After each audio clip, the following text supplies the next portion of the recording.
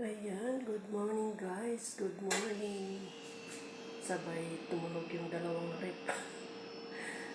Ang time ngayon is, ano oras na ba?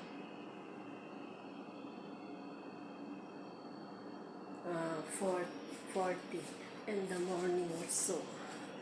Wala tayong ma-vlog. Magluluto ako na yun. Pagkain, hindi na ako magluto ng lunch ngayon. Punong-puno itong rep. Saan ko ba ito ilagay?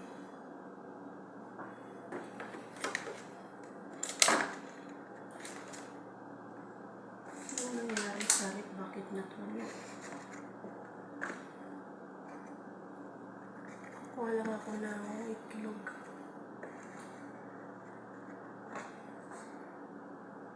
Ayan.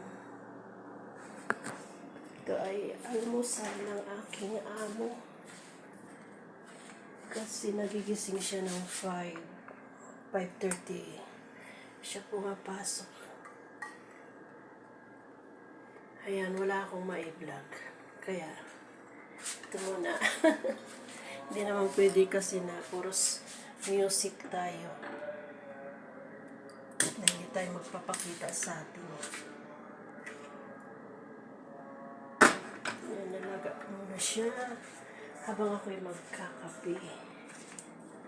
Tara guys, kape tayo.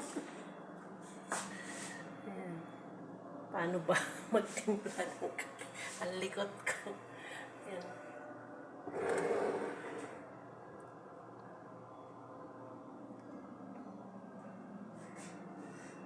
Baka mamaya umikot na naman ang aking wait lang.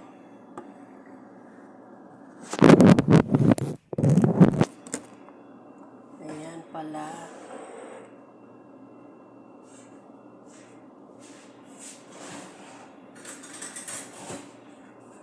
Kunti lang kapein ko.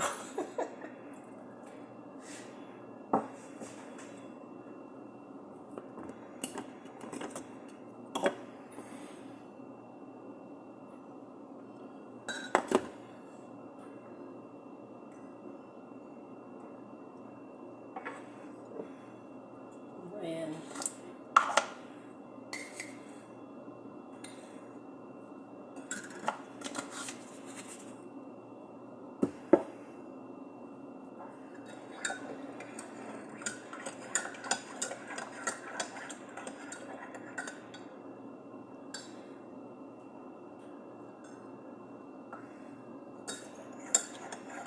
Damihan natin ang milk. Ayan guys, magkape muna ako. Kape is life talaga pagkagising.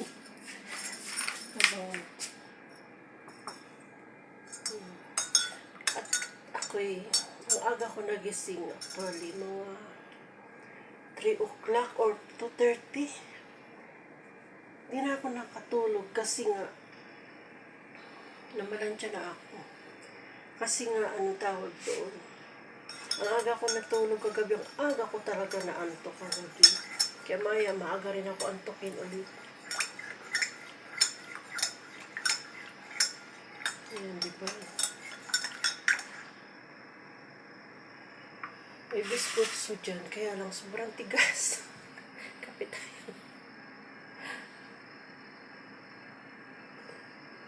Ang aking daily routine, every morning ganyan. So, naglalaga ako ng itlog. Diyan ko na lang siya nilagaw. Ayan.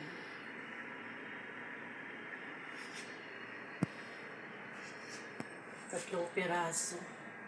Almusal ng amo kong lalaki bago siya pasok ng trabaho. Dati alas 9 yan pumapasok, ngayon ewan ko bakit. Alas 6 pumapasok na parang maaga raw siya makauwi.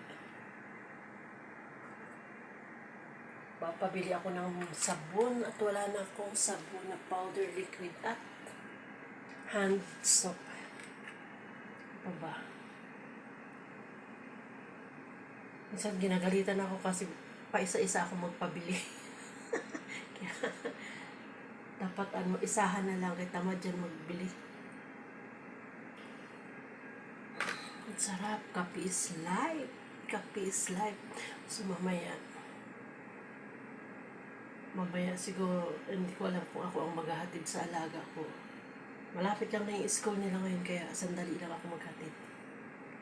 Wala pang siguro mga 20 minutes lang. Balikan na yun. Sarap. Uminom na ako ng warm water. Pero may mangga ako dito. Kahapon binili ko. Parang gusto ko siyang kainin. Yan, diba? Ang dami namin rep. Mayaman sila sa rep. Nasaan na yun? Wala na ata. Kasi yung isa freezer. Puno-punuin.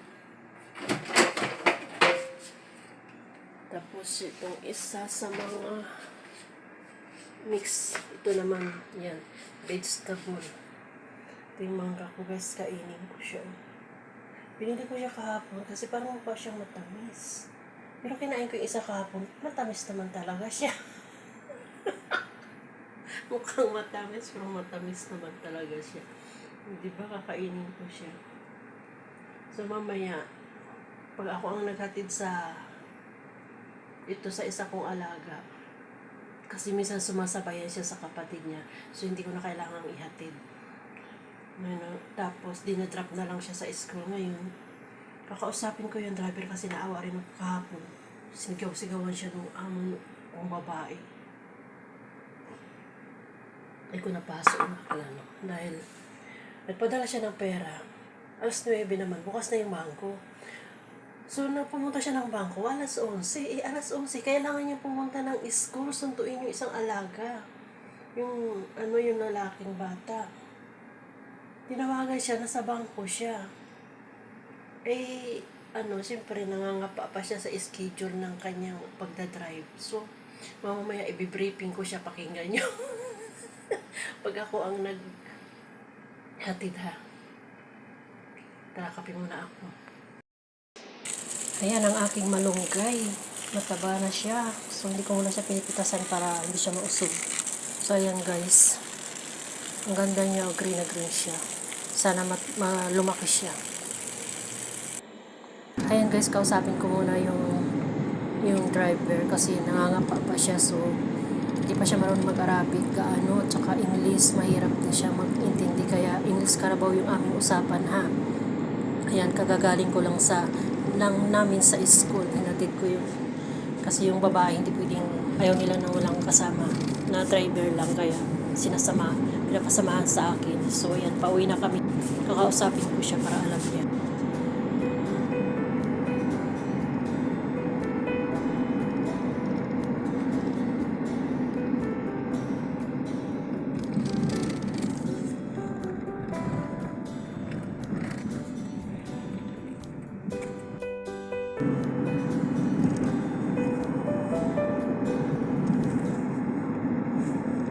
Yesterday, where you go? Huh? Yesterday. Yesterday? Yes. Huh? 11. What time you go to bank?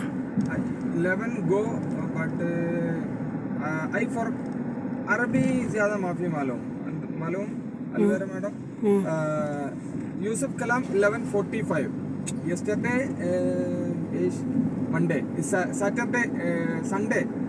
I thought Sunday only 11:45. Ana माफ़ी मालूम. I thought. If you next time, if you want to go somewhere, or if you want to send money, the bank is open 9 o'clock in the morning. Okay, 9 to 12, or in the afternoon 4 o'clock. 4 o'clock? Yes, until 8 o'clock in the evening. Evening. Yeah, if you want to send money. Every day, Sunday to Wednesday, you go to take baby Yusuf from school. You go 11:15, 11:10, you go, okay? All day. Yeah. And Thursday, 11:10 30 11:30. मौजूद मदरसा okay Eh, हाँ मालूम बाकी कुल every day 11:45 mujud. Okay अना Hina go here go 11 ओके कुल्लो यो Oy. Eh, 11 or 11:15 no problem. हाँ 11:15 no problem हाँ मालूम okay okay you Yesterday, Madam angry. अंग्रे Yes. हाँ हाँ हाँ मालूम hot कुल ज़्यादा hot rush मालूम Eh. I know problem language problem बस سيارة أنا روح vehicle go ما في مشكلة language problem Mm. 1 month الحين 1 month now Yeah. in coming 1 month that problem first coming man problem बस 2 months 3 months inshallah Eh. كله okay okay Okay. Yeah. inshallah أنا me And always check the gas, okay? The gasoline always check. yes And the night before you sleep, you check the gasoline and then tell to sir no gasoline, okay? Yes. Night gas. The car car gas always check the night. car gas माफी yesterday gas Kabir food eating food gas not سيارة gas check Always check the gas. car gas Is small. हाँ Tell Baba no gas. سيارة car gas Eh. car gas where car gas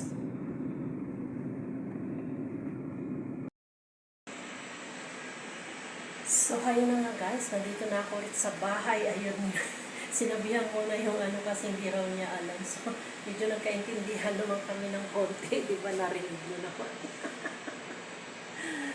At, ayun. Sabi ko kasi sa gabi, i-check niya yung gasolina kung meron. Or konti na lang sabihin niya sa amo namin para ano. Kasi hindi yung nasa biyahe niya. Minsan kasi, bihira yan kasi mag-stock ng cash yung amo ko lalaki sa kanya. Laging ano yan sa card or sa cellphone lang niya. Kasi mahirap yung minsan na-stock sila sa highway, hindi nakapasok yung mga bata dahil naubusan ng gas sa highway. Alayo pa naman sa gasolinahan.